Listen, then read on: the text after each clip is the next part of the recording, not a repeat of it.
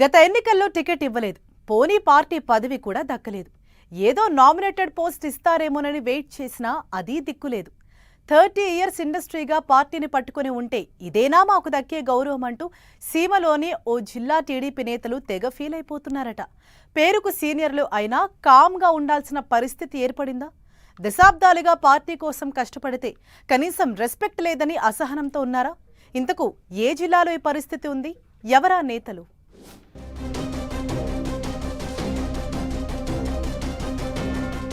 ఉమ్మడి కర్నూలు జిల్లాలో TDP seniors అసంతృప్తి. మింగలేక కక్కలేక అన్నట్లుగా రగిలిపోతున్నారా? పార్టీ కార్యవర్గంలో కీలక నేతలకు దక్కని పదవులు, పార్టీ పవర్లో ఉన్నా గుర్తింపు లేదంటూ సీనియర్ల నిరాశ. ఉమ్మడి కర్నూలు జిల్లాలో టీడీపీ సీనియర్ నేతలు తీవ్ర అసంతృప్తిగా ఉన్నట్లు తెలుస్తోంది.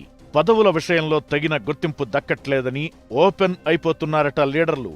కొందరేమో అప్పుడప్పుడు తమ అసంతృప్తిని ఏదో ఒక రూపంలో వ్యక్తం చేస్తుంటే, మరికొందరు లోలోన రగిలిపోతూ తమ అనుచరుల దగ్గర ఆవేదన వ్యక్తం చేస్తున్నారట. గతంలో ఎన్నడూ లేని విధంగా ఉమ్మడి కర్నూలు జిల్లాలో 14 అసెంబ్లీ సీట్లకు గాను 11 టీడీపీ, 1 బీజేపీ గెలుచుకున్నాయి. అయితే ఈ స్థాయిలో సీట్లు సాధించడం వెనుక తమ పాత్ర కూడా ఉందన్న విషయం మర్చిపోవద్దంటున్నారట సీనియర్లు. తమకు ఏమాత్రం గుర్తింపు, తగిన గౌరవం ఇవ్వడం లేదంటూ తెగ ఫీల్ అయిపోతున్నారట. ప్రభుత్వంలో గాని పార్టీలో గాని ఏ పదవి ఇవ్వకుండా పక్కన పెట్టడంపై అసంతృప్తితో ఉన్నట్లు గుసగుసలు వినిపిస్తున్నాయి. ఇటీవల పార్టీ కార్యవర్గంలో పలువురికి కీలక పోస్టులు కట్టబెట్టింది టీడీపీ అధిష్టానం. తమను మాత్రం విస్మరించారంటూ సీనియర్స్ ఆవేదనగా ఉన్నట్టు తెలుస్తోంది. ఉమ్మడి కర్నూలు జిల్లాలో పార్టీ ఆవిర్భావం నుంచి అంటిపెట్టుకుని ఉన్నవాళ్లలో ఆదోని మాజీ ఎమ్మెల్యే మీనాక్షి నాయుడు ముందు వరుసలో ఉంటారు. ఆదోని నుంచి 3 సార్లు గెలిచారాయన.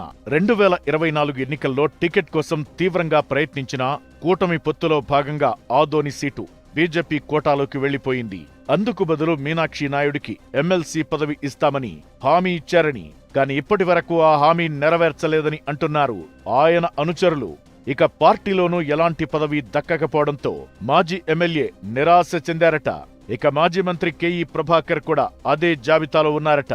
3 సార్లు ఎమ్మెల్యేగా గెలిచి మంత్రిగా కూడా పనిచేసిన కేఈ ఆ తరువాత ఎమ్మెల్సీ పదవి దక్కించుకున్నారు. 2024లో ఎమ్మెల్యే సీటు ఆశిస్తే మొండిచేయే దక్కింది.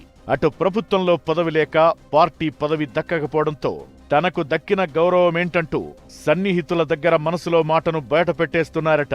నంద్యాల మాజీ ఎమ్మెల్యే భూమా బ్రహ్మానందరెడ్డి 2024 ఎన్నికల్లో టికెట్ కోసం పట్టుబట్టారు. ఆయనకు కూడా ఎమ్మెల్సీ పదవి ఇస్తామని హామీ ఇచ్చి ఆ మాటను నిలబెట్టుకోకపోగా పార్టీ పదవైనా ఇస్తారని ఆశిస్తే అది రాలేదని ఫీలవుతున్నారట. అటు ఏవీ సుబ్బారెడ్డిది కూడా అదే పరిస్థితి అంటున్నారు. అధికారిక పదవి లేకపోవడం, పార్టీ పదవి దక్కకపోవడంతో తీవ్ర అసంతృప్తితో ఉన్నారట ఆయన. మంత్రాలయం మాజీ నియోజకవర్గ ఇన్ఛార్జ్ ప్యాలకుర్తి తిక్కారెడ్డి సిచ్యువేషన్ కూడా సేమ్ అంటున్నారు.